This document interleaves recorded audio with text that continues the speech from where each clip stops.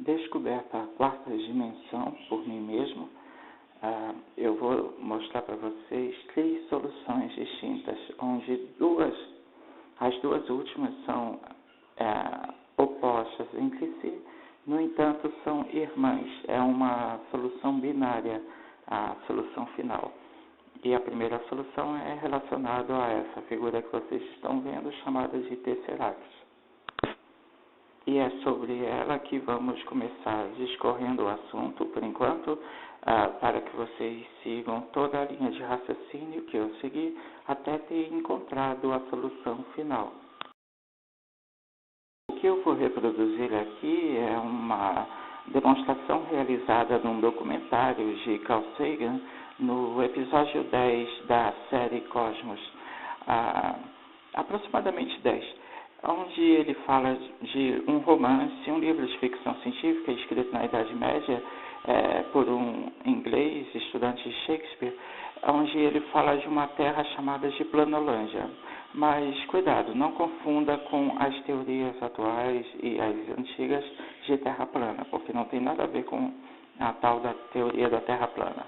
Planolândia é um mundo hipotético, romântico, que o autor criou para tentar explicar a quarta dimensão, numa aventura de ficção científica.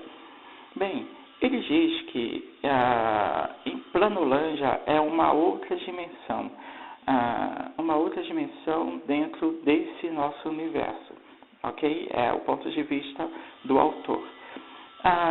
E que existe também dentro desse nosso universo uma outra dimensão chamada de primeira dimensão, que dá origem à segunda, que por sua vez dá origem à terceira. E teoriza ele que no final ele irá descobrir a quarta dimensão.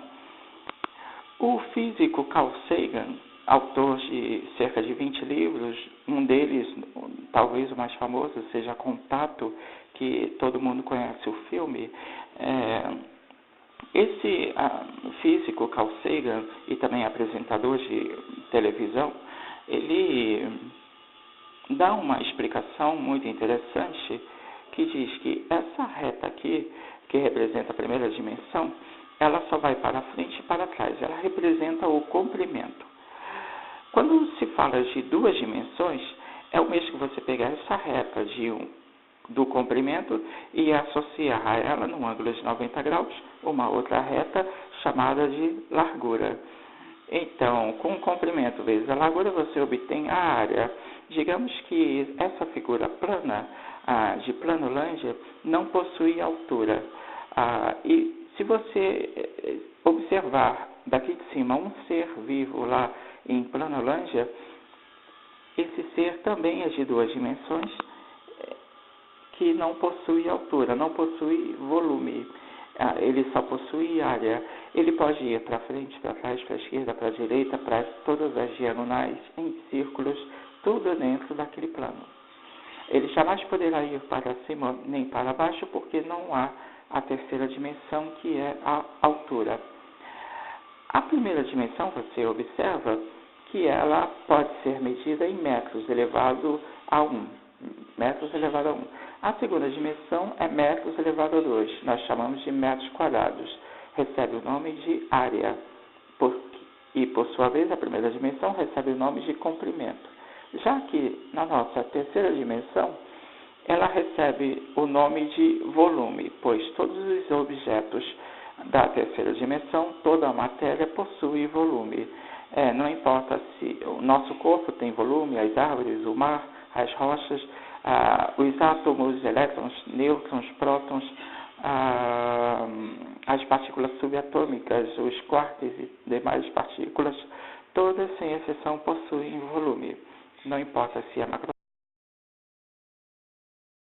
macroscópico ou microscópico.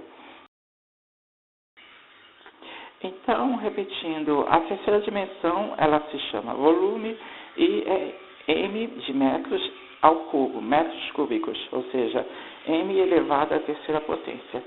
Seguindo esse mesmo raciocínio, já que a primeira é m a 1, a segunda é m a 2, a terceira é m a 3, óbvio que então que a quarta dimensão será m a quarta, elevado à quarta potência.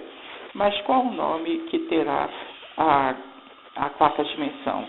É um nome que ainda não descobrimos, porque estamos agora estudando a mesma. Então, nós vamos descobrir seu nome. Seu nome, por enquanto, está vago. É um nome, há uma vaga para se colocar um nome para a quarta dimensão. Esse nome provisório, chamado de vaga, ou nome vago, eu não coloquei de propósito.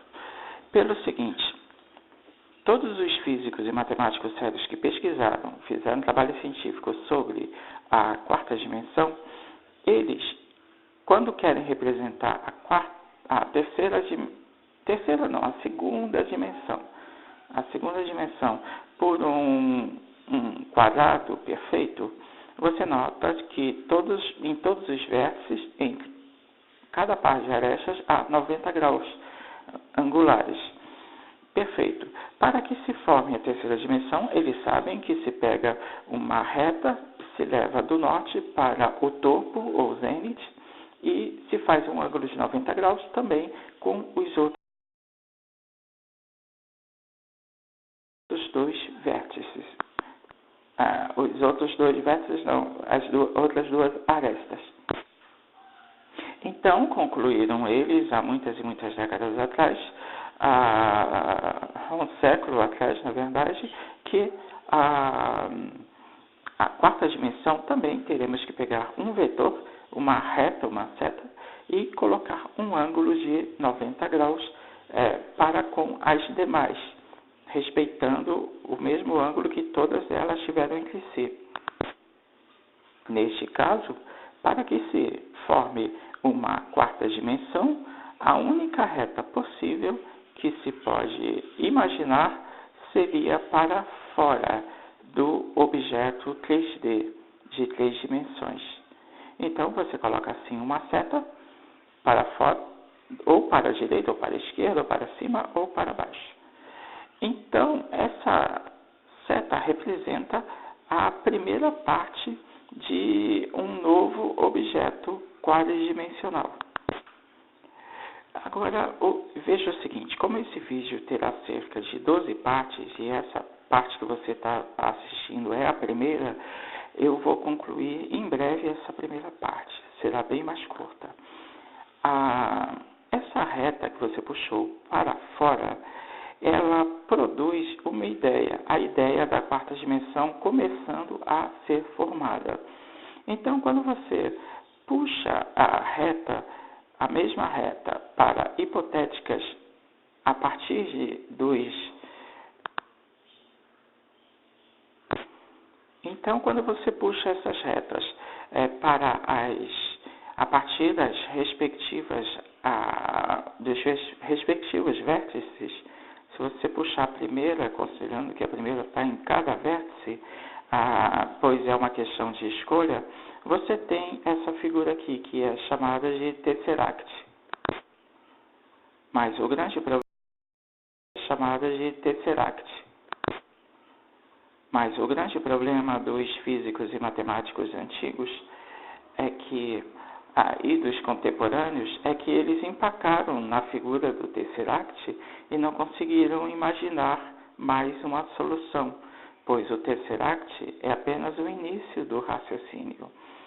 Infelizmente, ninguém antes de mim encontrou a continuação do pensamento, do raciocínio.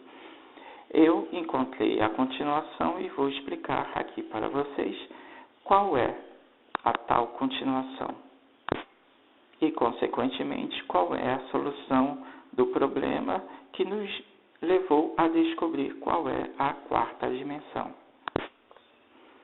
Isso você irá assistir no próximo vídeo, na próxima parte, para que o vídeo não fique grande demais.